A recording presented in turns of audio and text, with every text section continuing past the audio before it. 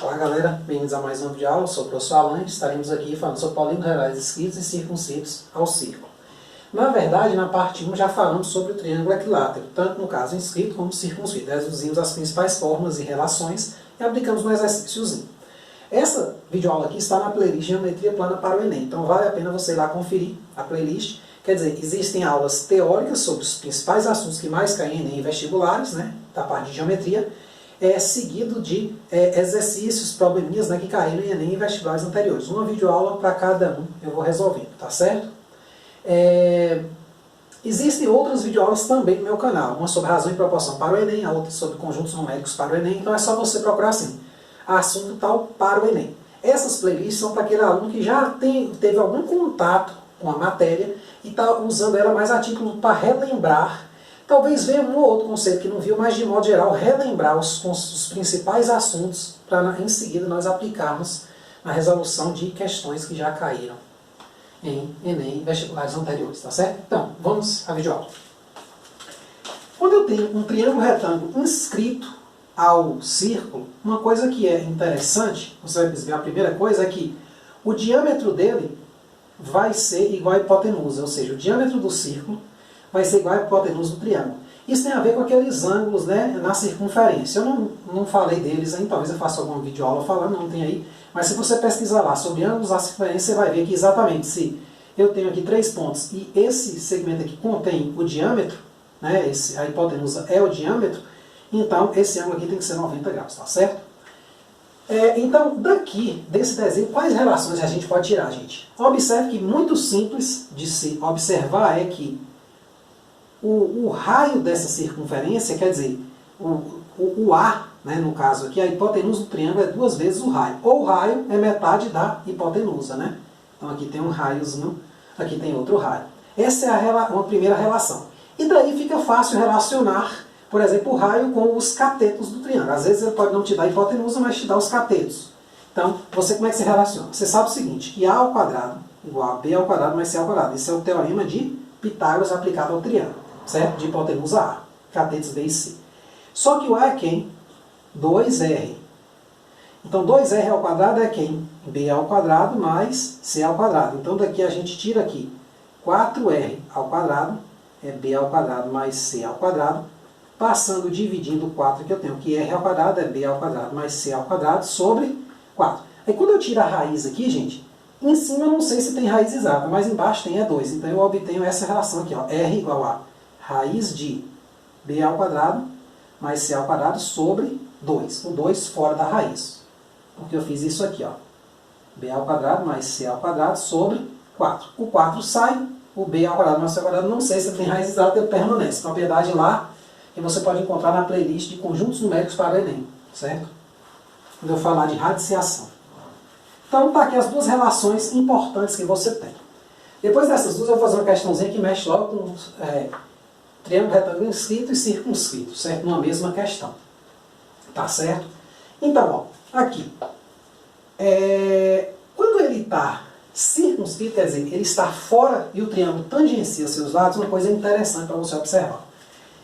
Se você marcar o raio, sempre marque o raio de uma forma conveniente. Por exemplo, vou pegar o raio aqui encontrando o círculo e também um dos lados, um dos catetos. Então, ó, beleza.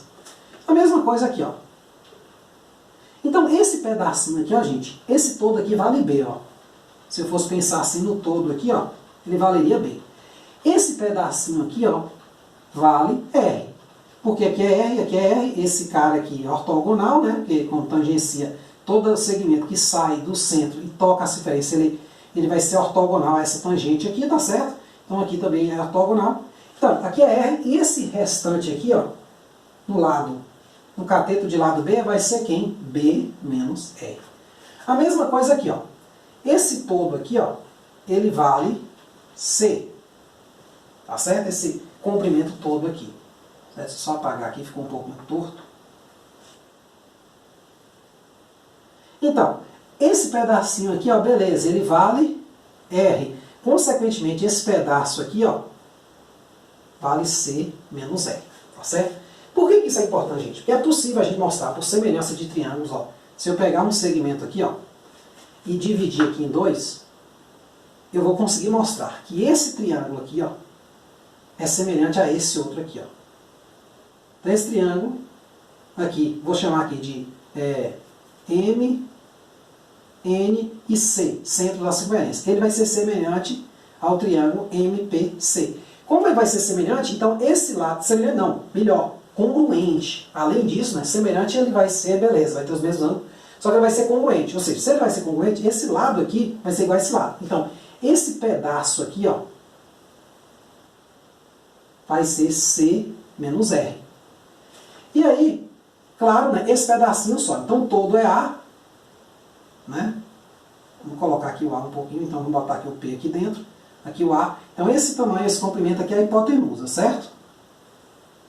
Então, esse tamanho aqui, até esse ponto P é C menos R, e descendo aqui, analogamente, do mesmo jeito, ó, se eu passar aqui e pegar esse triângulo, ó, eu vou perceber que esse lado é igual a esse, tá certo? Esse lado aqui é comum e esses dois ângulos aqui eles vão ser o mesmo. Então, assim, eu consigo mostrar que esse triângulo aqui é congruente a esse. Consequentemente, esse lado vai ser igual a esse. Então, um risquinho aqui, um aqui, dois aqui, ó, para dizer que são de mesma medida. Então, nesse sentido, esse pedacinho aqui, ó, né, de P até esse vértice aqui, ele vai ter o mesmo tamanho que esse cara aqui, ó. Ele vai ser B menos R, né?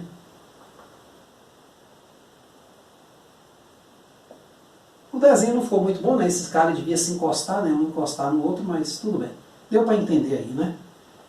Ou seja, qual relação eu vou tirar disso aí? A relação aqui que é importante. Então, com esse desenho aí, quer dizer, o que eu preciso entender para achar uma forma dessa? Começar a fazer riscos nos desenhos. Perceba que a questão vem assim. Ou vem do jeito que estava antes, sem nada, né? Por exemplo, antes não tinha aqui R, né? Aí eu falei, não, pô, ó, isso aqui é R. Pronto, já havia uma relação. Já vi que o raio, 2 vezes o raio vale a hipotenusa. Pô, se 2 vezes o raio vale a hipotenusa, se eu usar Pitágoras, achei isso, beleza. Aqui é a mesma coisa, ó. Eu comecei a usar lá um pouquinho de semelhança de triângulo, né? Embora aqui, pô, ficou torto pra caramba, né? Mas releva aí, né? Estou fazendo com a mão, sem a régua, né? Então, eu tenho isso. Então, o que eu tenho daqui? Ó? Observe a hipotenusa aqui. Ela mede A, mas ela também mede a soma desses dois caras. Então, uma relação que eu tenho aqui é essa, ó. A é B menos R mais C menos R. Então, eu passo R menos R, vai dar menos 2R. Eu passo do lado de cá. 2R vai ser o quê? B mais C menos A. Só que daqui eu tiro que R vai ser B mais C menos A sobre 2, porque aqui era 2R. Então a relação que eu tenho é essa, ó. R igual a B mais C menos A sobre 2. Então se eu tiver um triângulo retângulo circunscrito a um círculo, ou seja, fora do círculo, com o círculo tangenciando os seus 3 lados, vai valer esta relação aqui. Tá certo? E aí nessas condições eu fiz uma questãozinha para envolver os dois conteúdos. Aqui eu tenho um círculo externo, tenho um triângulo aqui, que eu não sei que natureza ele é, não foi botado um ângulo reto em nenhum ponto, porém ele contém um diâmetro. Então, necessariamente, como BC, né, então aqui na solução, ó, como BC é igual ao diâmetro, né, isso aqui é uma propriedade que esses triângulos têm, como BC é igual ao diâmetro, implica que esse ângulo A ele tem que valer 90 graus, ou seja, esse triângulo tem que ser retângulo em A, certo? E BC vai ser a hipotenusa desse triângulo. Aí aqui ele dá 2 medidas, AB igual a 5 e AC igual a 12, e pede a região, que é a área pintada. Para achar essa área pintada não é muito difícil, basta o quê? Eu ter a área. Eu vou fazer o quê? Vai ser a área do círculo menos a área do triângulo, só que a área do triângulo eu vou tirar tudo.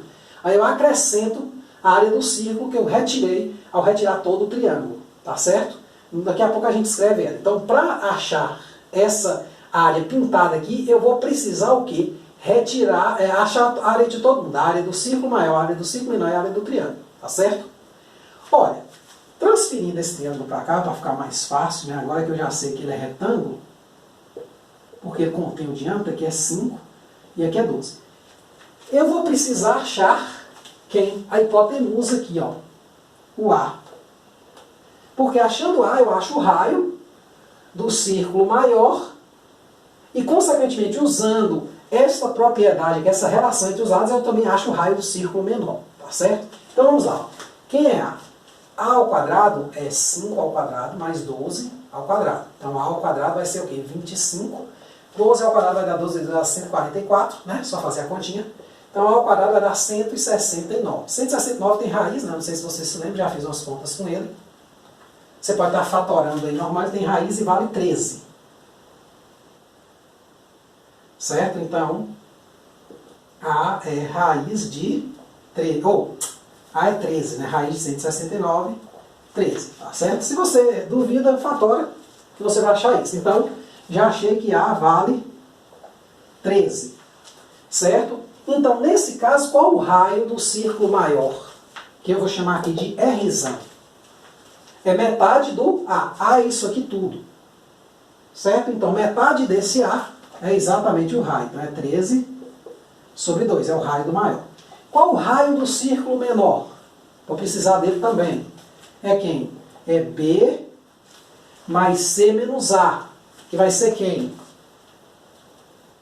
5 mais 12 menos 13. 5 mais 12 menos 13 sobre 2, né? Esqueci de falar o sobre 2. Sobre 2.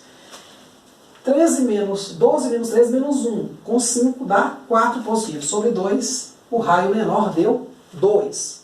Aí, acabou, né? Por quê? A minha área pintada, que eu vou chamar de SP, ela vai ser a área do círculo maior, vou botar um Rzão, é a área associada a Rzão, menos a área do triângulo, só que aí ficaria essa parte toda branca, né? Eu ficaria só com essa parte SS, quando eu subtrair o triângulo. Aí eu vou e acrescento o círculo que eu tirei, mais a área do círculo de raio Rzinho. Aí ficou fácil, né? Colocando aqui, quem é essa área? Π Rzão ao quadrado. A área do triângulo é quem? É um triângulo retângulo, então é um cateto vezes o outro, né? Aqui é uma base, aqui é uma altura, se você quiser pensar, ou altura e base, você pode trocar. Vai ser quem? Vai ser B vezes C sobre 2, mais a área do círculo menor, que é π Rzinho ao quadrado, vezes o quadrado de Rzinho.